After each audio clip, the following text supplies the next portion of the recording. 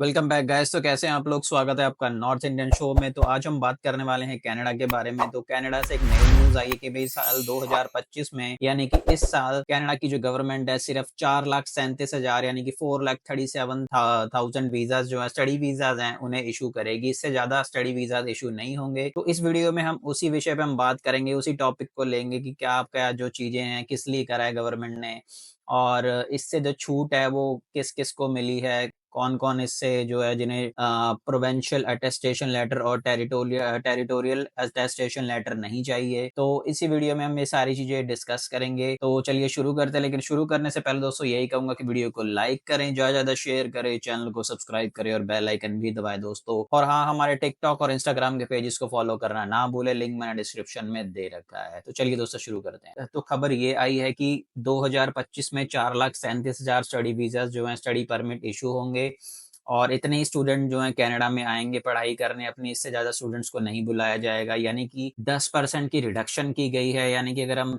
2024 का डेटा देखें तो वहाँ आप देख सकते हैं कि 4,84,000 जो है स्टडी परमिट्स जो है इश्यू हुए थे पिछले साल, और जो 2025 आया है इसके अंदर जो है 10% की रिडक्शन करी, यानी कि 4,37,000 स्टडी वीज़ास ही इश्यू होंगे, जिसके अंदर से 1,20,000 के करीब जो बच्चे हैं expected to come from PAL and TAL exempted students. यानी कि जो है पीएएल और टीएएल जो है उसमें एक्सटेम्ड दी जाएगी स्टूडेंट्स को, वो स्टूडेंट है इतने ये। और जो जिनको पीएएल और टीएएल जो प्रोविंशियल और टेरिटोरियल अटेस्टेशन लेटर हैं वो चाहिए, उनका नंबर है 3,16,000 के करीब। तो इतने इतने जो है बच्चे एलोकेट करे गए हैं जो इस साल कनाडा पढ़ने आएंगे। तो जैसे कि आप लोग जानते हैं कि 2024 में मार्क मिलर ने अनाउंसमेंट करी थी कि भाई इतने इतने स्टूडेंट जो हैं हम 2024 25 26 और 27 में इतने इतने स्टूडेंट्स जो हैं कनाडा पढ़ने आएंगे। तो पहली जो 10% की रिडक्शन के साथ इन्होंने डेटा पब्लिश कर दिया है। अगर आप चेक करना चाहते हैं तो आईआरसीसी की वेबसाइट यानी कि canada.ca पे जाके भी चेक कर सकते हैं। तो आईआरसीसी ने ये इसलिए करा था ताकि कि एक स्टेबिलिटी आ सके रेंटल मार्केट में। जैसे कि आप लोगों को पता है कि जो रेंट्स थे 2023-24 में कितने स्काई रॉकेट हो गए थे और रेंट्स जो हैं बढ़ते जा रहे थे। तो उसको काबू करने के लिए और ग्रोथ देखने के लिए कैनेडियन गवर्नमेंट ने ये स्टेप उठाया था। तो अगर हम कंपेयर करें 2022 से लेकर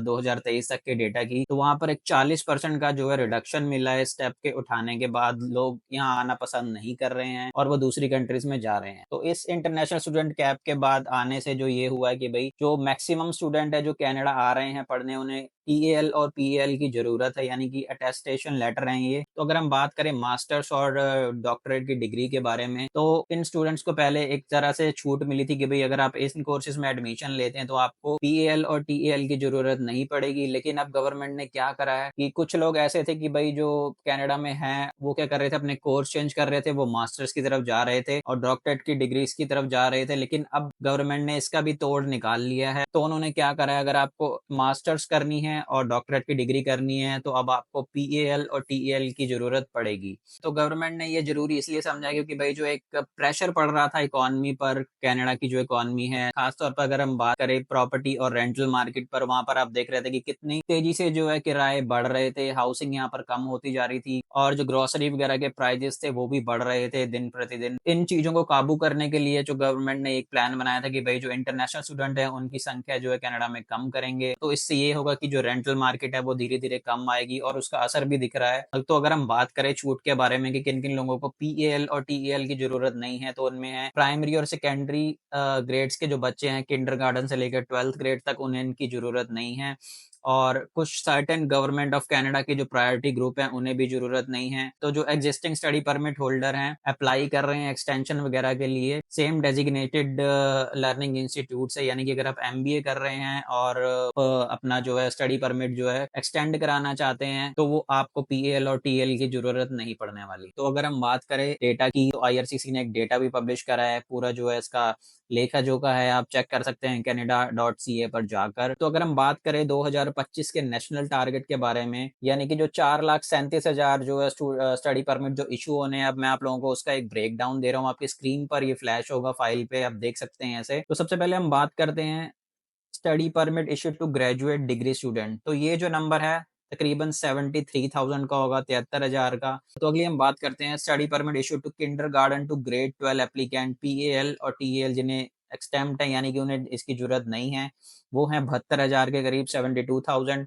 और study permit issued to all other PAL, TAL exempt students जो हैं उसकी संख्या है 48,500 के करीब। और अगली जो हम बात करें study permit issued to remaining PL, TL required cohorts तो इसके अंदर जो है 2,42,000 यानी कि 2,43,000 ही हो गए, सिर्फ 6 स्टूडेंट ही कम है, इतना एक राउंड ऑफ ले लेते हैं। तो टोटल जो स्टडी वीज़ा जो इश्यू होंगे वो इतने होंगे 4,37,000 के करीब।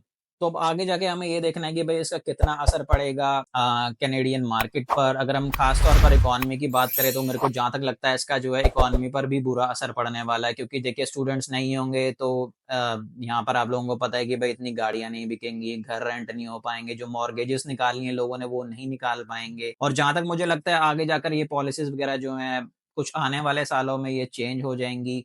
जैसे कि आप लोगों को पता है कि अब इन्होंने एक स्पाउस वीज़ा पे भी कैप लगा दी है कि भई आप लोग अगर इस इन कैटेगरी में जॉब कर रहे हैं तो जब भी आप अपने स्पाउस को यहाँ पर बुला पाएँगे। तो चलिए दोस्तों देखते हैं आगे जाके क्या होगा। तो आज के लिए बस इतना ही, तो मिलते हैं नेक्स्ट वीडियो में। जब तक के लिए बाय एंड टेक केयर और चैनल को सब्सक्राइब करना ना भूलें, वीडियो को लाइक करें और शेयर भी करें दोस्तों। तो मिलते हैं दोस्तों नेक्स्ट वीडियो में, जब तक के लिए बाय।